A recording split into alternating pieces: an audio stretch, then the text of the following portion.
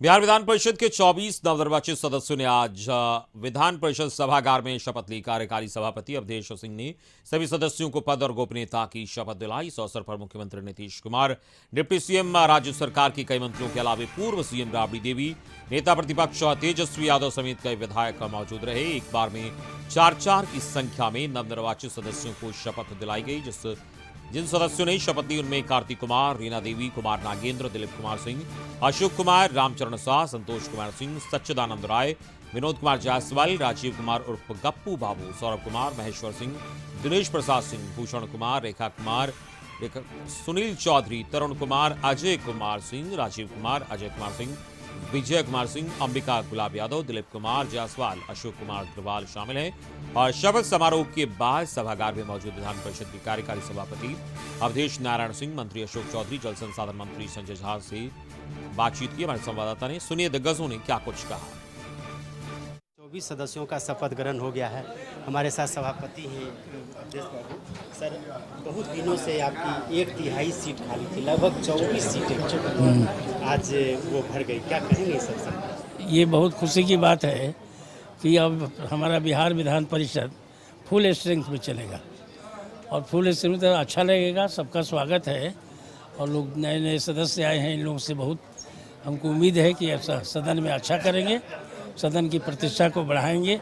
ये मेरी शुभकामनाएं हैं। अधिकांश सदस्य इस बार नए हैं, लेकिन है योग कह सकते हैं कि युवा हैं, तो लगता है कि ये चूँकि उच्च सदन रहा है, इसकी अपनी एक मर्यादा रही है, तो नए सदस्यों को क्या प्रशिक्षण देने की भी व्यवस्था की जाए? प्रशिक्षण तो यहाँ बराबर दिया जाता है और ख़ास करके जब से ई विधान हो गया है नेवा, तब से सब डिजिटल हो गया, तो डिजिटल की शिक्षा इसके बाद हम लोग देंगे, प्रशिक्षण देंगे, ताकि जो विधान परिषद में कार्यवाही हो उसको डिजिटल रूप से सब लोग सीख जाएं तो बढ़िया से चलेगा।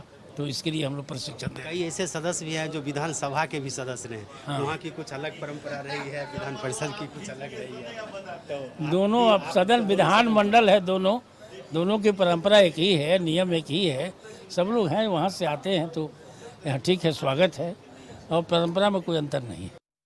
अब लगभग आपका सदन पूरी तरह से भर जाएगा। 2 साल से लगभग 24 सदस्यों की संख्या कम थी, क्या कहेंगे? नहीं, अच्छा है, सब लोग जीत के आए हैं। लोकतंत्र की जो परंपरा है उसको सब लोगों ने पूरा करके आया है और सदन में सबको आया है। पंचायती राज व्यवस्था के जो लोग जनप्रतिनिधि आए हैं उनका सवाल भी उठाएंगे और उनकी परेशानियों को दूर करने के लिए सरकार पर दबाव भी बनाएंगे। कई ऐसे कार्यकर्ताओं को भी आप लोगों ने जिताया है जो कल तक फील्ड में थे, पहली दफ़ा चुनाव लड़े, उच्च सदन में आ गए हैं, लेकिन फील्ड का जो अनुभव होता है सो और सदन का अनुभव, वैसे लोगों को क्या करेंगे? नहीं, अच्छा है। सब देखिए, ऐसा है ना कि सब कोई तो जो भी लोग भी सदन में आते हैं वो धीरे धीरे आने के बाद अपने आप ही सदन की प्रक्रिया से वाकिफ़ हो जाते हैं और सीख जाते हैं, और लोगों का जब दबाव पड़ता है तो लोग अपने हिसाब से कार्य भी करते हैं। तो हम समझते हैं कि सब लोग जो भी जितने जीत करके आए हैं उससे सदन को और ताकत मिलेगी और सदन जो है और अपनी जो प्रखरता है उसको और अलग तरीके से पाएगा।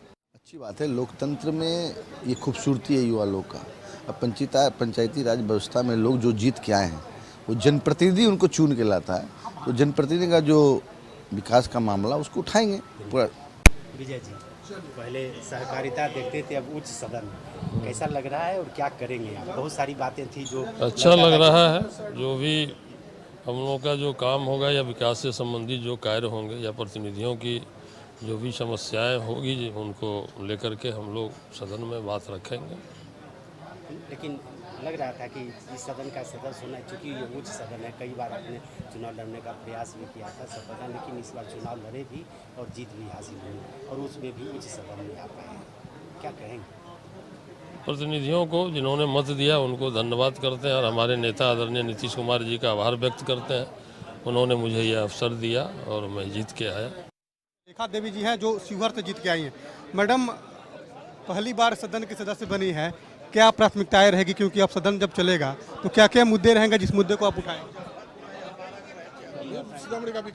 हाँ, शिवहर का विकास, महिलाओं के मुद्दे पे भी सदन में आप चर्चा करेंगे? जी चर्चा कराएंगे। पहली बार जीत के आई हैं, कैसा लग रहा है? सर, आप पहली बार जीत के आई हैं मैडम, आपके क्षेत्र से ही ये जीती हैं। देखिए, माननीय प्रधानमंत्री जी, माननीय मुख्यमंत्री जी के जो विकास की धारा चल रही है, हमारी रेखा जी उस धारा को और आगे बढ़ाएंगी। सीतामढ़ी शिवहर में अधिक से अधिक विकास होगा और सीतामढ़ी शिवहर के लिए दिन रात सदन में आवाज़ उठेगी। प्राथमिकता विकास रहेगा। जनप्रतिनिधि का भाता का सवाल हो, उनका सुरक्षा का सवाल हो, सदन में हम लोग उठाएंगे। और जो हमारा सरकार एनडीए का जो तेज रफ्तार विकास का चल रहा है उसमें हम सहयोगी बनेंगे। वेतन भत्ते की मांग उठा हाँ, एकदम उठेगा। कि जैसा कि हम लोग सभी जानते हैं कि हाल फिलहाल एमएलसी का चुनाव हुआ है और हम लोग शपथ ग्रहण के लिए आज यहाँ सभी सदस्यगण उपस्थित हुए हैं। तो जिस तरह से अपने कर्तव्यों के प्रति, अपने पार्टी के प्रति जो उत्तरदायित्व होता है और जो हमारी जो बिहार की जो जनता है उसके प्रति जो दायित्व होता है, जिस निर्वाचन क्षेत्र से मैं आती हूँ नालंदा के प्रति अपने दायित्वों का निर्वहन करूँगी और जनता के सवालों को विधान परिषद में प्रमुखता से उठाने का काम करूँगी और विरोधियों को स्पष्ट जवाब देने का काम करूँगी। प्रतिनिधि हैं, उनके वेतन भत्ते की बार बार फिर डिमांड हो रही है, लगातार बढ़ाने की डिमांड हो रही है, उसको लेकर क्या? जी, निश्चित रूप से ये एक डिमांड है जो हम लोग बार बार सरकार के सम्मुख रखते हैं और हमारी सरकार ने भी वार्ड सदस्यों के लिए बहुत सारे काम किए हैं। अभी आपको पता होगा कि वार्ड सदस्यों के द्वारा जो 7 निश्चय का जो कार्यक्रम हो रहा था, नल जल की जो योजना चल रही थी, उसमें संविदा पे कुछ लोगों को रखने का कार्यक्रम चल रहा था। तो हमारी सरकार ने जो है मानदेय पर 4,000 रुपये देने का बात कही और उनको अभी इस बार से इसका लाभ उनको मिलेगा। तो मैं समझती हूँ कि हम लोग प्रमुखता से उनके मानदेय को लेकर के, भत्ते को लेकर के और वेतन को लेकर के प्रमुखता से बातें उठाते रहते हैं और हमारी सरकार भी जो है प्रयत्नशील है कि उनकी जो समस्याएं हैं उनका जल्दी से जल्दी निराकरण हो। देखिए, जो चुने हुए पंचायत प्रतिनिधियों ने मुझे वोट देकर सदन में भेजा है, उनकी जो समस्याएं हैं, उनकी समस्याओं में सबसे बड़ी प्राथमिकता है उनके भत्ते का सवाल, जिसे सम्मानित भत्ता कहा जाता है। एक वार्ड सदस्य का महज 500 रुपये है, जो कि कतई सम्मानित नहीं है, ये अपमानित भत्ता है। सरकार को इस ओर ध्यान देना चाहिए। मुखिया जी हों, समिति हो, जिला परिषद हो, सभी लोगों के भत्ते में बढ़ोतरी होनी चाहिए। और दूसरी सबसे बड़ी बात है, एमएलए और एमपी बनते हैं, उनके पेंशन की व्यवस्था होती है, वो भी चुने हुए जनप्रतिनिधि हैं पंचायत के, उनके भी पेंशन की बात होनी चाहिए। और तीसरी सबसे बड़ी बात है कि अभी फिलहाल बिहार में हत्याओं का दौर चल रहा है। खास करके जो जनप्रतिनिधि जीते हैं वो अपराधियों के निशाने पर हैं। सरकार को इस ओर ध्यान देना चाहिए और उनके सुरक्षा की गारंटी देनी चाहिए। जो पंचायत प्रतिनिधियों का जो समस्या है, मूल समस्या है, उस बात को हम लोग सदन में रखने का काम करेंगे। और हमारे साथ में जिला परिषद के चेयरमैन भी है जो बहुत सारे समस्या से जूझ रहे हैं, जो विकास का काम रुका हुआ है जिला में, उस बात को हम लोग रखने का। जीत के आए हैं, क्या जो जनप्रतिनिधि की समस्या है, जो जनप्रतिनिधि जिन्होंने आपको चुन के भेजा है, उनकी प्रमुख समस्या वेतन और भत्ते को लेकर है, तो उसको लेकर भी सदन में सवाल उठे? वेतन तो है, उसके अलावा जो है जो प्रतिनिधि को जो सम्मान मिलना चाहिए ब्लॉक स्तर पे या जिला लेवल पे, वो नहीं मिलता है, उस बात को हम लोग रखने का काम करेंगे। सवाल उठाएंगे। जो जनता मालिक हमको वोट दिया है उसके लिए लड़ाई लड़ेंगे। जो उनको तनख्वाह भत्ता जो बोलते 500 रुपया मिलते हैं, उसके लिए आवाज़ उठाएंगे। वो लोग को मान सम्मान के लिए आवाज़ उठाएंगे।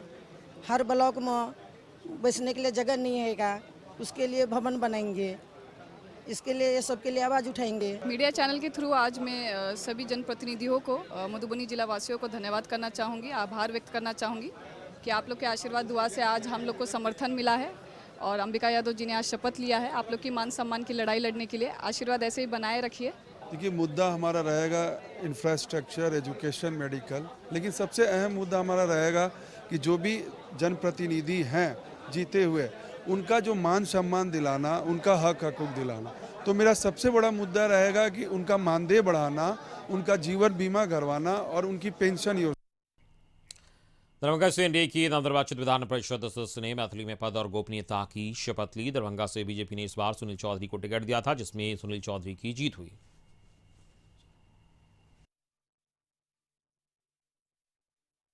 तो आज विधान परिषद के नवनिर्वाचित सदस्यों ने शपथ ली और इस दौरान दरभंगा से जीत मेरी नहीं है, ये हमारे मतदाता की, हमारे जनता की, हमारे कार्यकर्ता की जीत है और लोगों ने काफ़ी प्यार दिया। हमने जो 5 साल काम किया था उसका जनता क्या दे सकती है, उन्होंने परिचय दिया और बखूबी दिया। और मैं 309 पंचायत में व्यक्तिगत गया। लोग कह रहे थे या लग रहा था कि समय बहुत कम है, मैं कर नहीं पाऊंगा, लेकिन मैंने ये कहा कि अगर जिन्हें वोट लेना है मैं उनको जाके तो देखूं कहाँ है, किस हाल में है, किस स्थिति में है, हम अपनी बात उनके पास रखें। और जनता ने मुझे गठबंधन से ऊपर उठ के, जात धर्म से ऊपर उठ के मुझे सभी ने वोट दिया। मैं इसके लिए दरभंगा की तमाम जनता को हार्दिक धन्यवाद देता हूँ। जनप्रतिनिधि के लिए जो भी समस्याएं हैं मैं सबके लिए लड़ूंगा, इसमें बिना थके बगैर हारे मैं रुकूंगा नहीं, जब तक हूँ लड़ता रहूंगा।